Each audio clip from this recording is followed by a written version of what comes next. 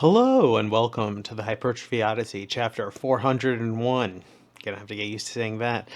It is the second day of the week, aka the special bean can workout. I'm feeling very good right now, very excited for this workout. But anyway, to the main subject matter for today, happiness. So, the main reason why I want to discuss this is because I saw a Twitter post about it's just people talking about happiness, and it just made me think, it's time to talk about happiness in general, because this has been quite on the mind for a while, because I think a lot of people, I guess I wouldn't say misconstrue what the ideal for happiness is, but I think that they want to stay in that state forever, and that's just not possible. And I wanted to talk more about that and the pursuit of that, and how usually that leads to a downfall and or the crippling reality of reality it coming to roost most of the time. So we're going to be talking about a lot of stuff when it comes to that, and well, a lot of the behind the scenes, more of a metaphysical ideal in this one, because happiness obviously is a little different per person, per whatever, honestly. There are some shared experiences that are usually generally across the board pretty happy, pretty good, joyous, but at the same time there are some that are to each their own, obviously.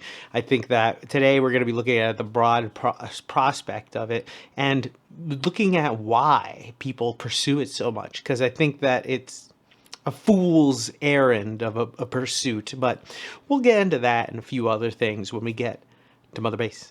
All right, so started this day off with squats, which are pretty good. But anyways, back to the main subject matter for today, happiness.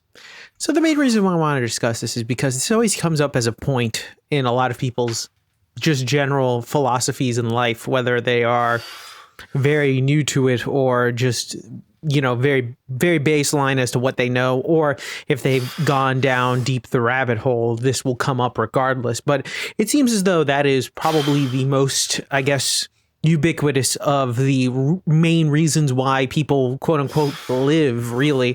When you look at it from a just cultural standpoint, many of the times, specifically nowadays at least, many of the cultural or just genuinely any type of story that is told within today's modern society tries to make it so that all the characters are happy at the end and everything works out and everybody is chasing that, whatever it is disguised as, whether it be something like Lilo and Stitch where it's family, but the happiness that family can bring and all this other stuff, right? So it's at the end of the day, the basis of it. And the forever pursuit of happiness is something that happens all the time. I think a lot of people end up getting into that chase, the chase of the imaginary dragon, as I would like to call it, that forever is encapsulating a lot of people because they don't realize that more likely than not, the dragon that they are chasing is not real. It's not to say that happiness isn't real. Of course, there is such a thing. I think most people will hopefully have experienced it at least once. There are some people that never get to experience it, honestly,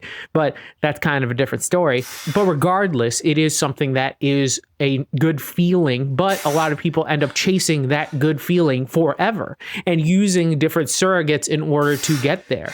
And sometimes they end up forgetting what their life is in order to pursue whatever their happiness is, whatever gets to that high point in their life, So that's where people will do, drugs or gamble or whatever vice might be able to access that high of happiness that they can get. It doesn't even necessarily have to be like that, because it could be something as easy as performing in front of people, a stage performance or something along those lines. But still, the amount of people that keep chasing that over and over and over again to the point where they can try to continue it on to never really wanting to stop living there is the biggest, I guess, issue I have in general with the term of happiness, because people don't realize that you cannot live there. You cannot go there, as it is only a metaphysical space that is very small. It isn't necessarily something that could be happening along the time. Life is a roller coaster. Shit makes you feel bad. You're going to come down from it regardless. the reality and the boringness of the mundane is going to hit. If you try to continue on the highs of such things, it's not going to work out. I think most people understand this inherently, but they don't want to understand it. They want to be naive to the idea of it, and thus they will continue on the whatever dopamine rush will hit them to get them to the top of their what is quote unquote happiness to them, because happiness looks different depending on who it is, obviously, for whatever reason or whatever life experiences or whatever past emotions have made it so that their happiness is a peak that is different than most people's. I mean, you can look at it for an alcoholic being the emptying out a bottle of alcohol being their happiness, you know. It's a very fluid dynamic, but everybody at least understands what that might be for the most part. Not everybody, of course. But I think that mostly the reason why I think that a lot of people end up doing this is because they don't ever really get that baseline of what they are or the boring parts of life up anymore. So then they go out to seek these things and will take any shortcut in order to get to the peak of whatever they experience. And that could lead to many issues, which is just relatively obvious if you look at a lot of the ways people use vices in order to get to the top, where they will just shortcut themselves, whether it be in the future, getting rid of years by doing X, Y, or Z things, or monetary shortcuts, or sacrificing friends and family because they just want to get to the one thing that they enjoy. Now, I'm not saying happiness is a bad thing. Of course, it's good relatively, but a lot of people search for that peak forever, not realizing that, of course, you can't live there. Like, you can't be happy all the time. It's weird. It would be like if you were happy all the time, which is fine if you were joyful and happy it's weirdly all right if you are happy all the time, but being in that state means that there's a baseline. You know, eventually you're going to have to go down. It's not like you have to be neutral or actually sad or anything, but it's more of a like, if you try to live your life in that stage of the forever high, it's just going to make it so the baseline of the forever high is going to be high. So then anything else is going to be like hell. And even what could be ostensibly a regular day could become what is essentially a nightmare, because you've stayed up in the happiness realm so long that you don't even realize that what is essentially just a regular ass day or just a bad day could be a literal nightmare for these types of people. And I think that that's the issue, really, is just the forever pursuit without actually balancing it out between the good and bad, and understanding that, yes, you're not going to feel happy all the time, but at the same time, you're not going to feel sad all the time. So you're going to have some type of balancing act in this.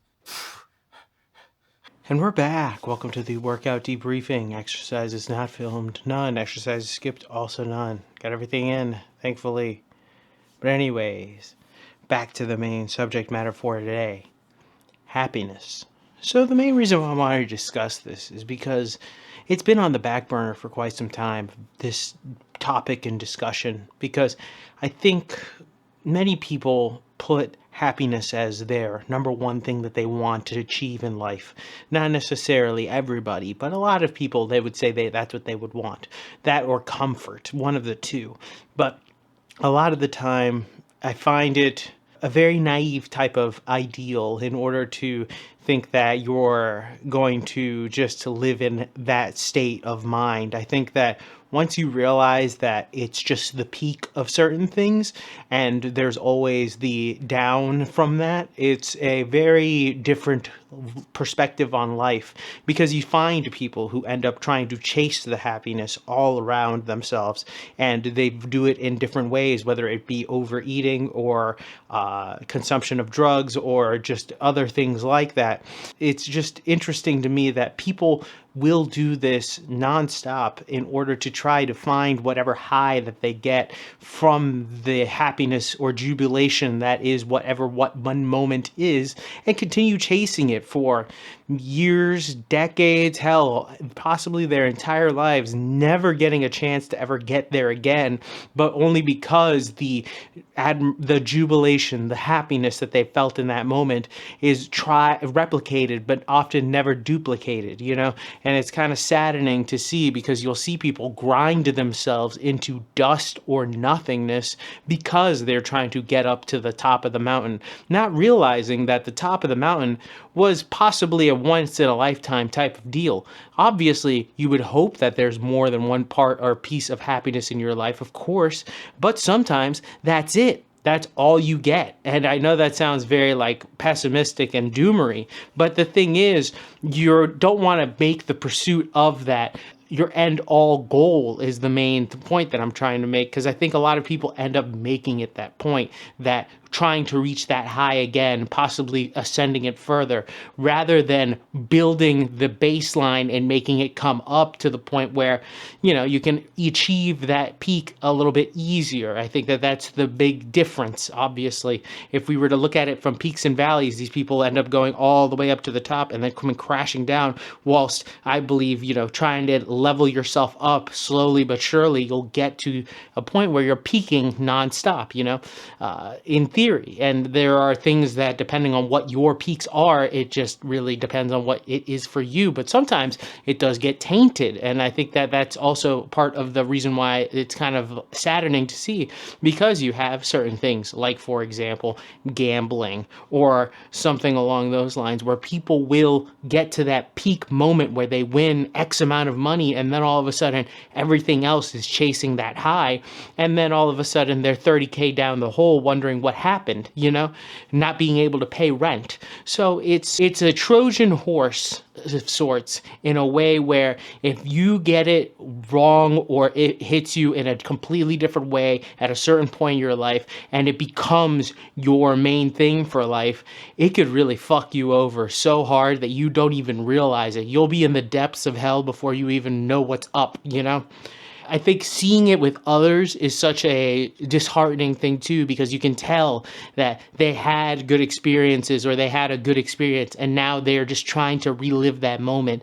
And it sucks, because you're just like, bro, it's just not going to happen. Move on, you know? But some people are just stuck in that cycle forever, and it sucks. But anything could achieve that happiness, and many things like relationships, people, person, event, ideas, just all of that can happen. And I think that it should be something that we should all, like, at least experience a few times in life. I hope, you know, that people do experience that. But I think that trying to go out of your way to only experience that and nothing else is not a good thing. You know, I'm very much a believer in knowing what's bad, you know, what's a bad movie, what's a movie worth watching that isn't good, because it's always good to remind yourself of the palate. I don't like pickles, for example. I like to eat a pickle every once in a while just to remind myself, oh yeah, I hate it, you know, just to make sure that my baseline for food stays about the same, because then if I end up liking it, oh, then there you go. A new discovery. My palate has changed. But if it's not and it stayed the same, then I hate this thing. And I know that I hate it. It's at the bottom of what I don't like, you know? But there's no real knowing what the bottom is if you never try to actively look for it, or at least understand what it is, rather than just keep looking up to the top and not realizing that it's just getting further and further away. So that's why I find happiness just a very interesting concept in and of itself. So, with that being said, tell me what you think in the comment section down below. I'd love to know your thoughts and opinions about this one. If you have a story about somebody who's chasing nothing but happiness, I would love to know your thoughts or stories in the comment section down below. Please like, comment, and subscribe. Please share this video with anybody who may or may not like it. I will be back on tomorrow with a new video. Thank you very much for watching. I really do appreciate it. I will see you in the next one. Keep it heavy, stay safe out there, and stay warm, and I'll see you in the next one. Peace!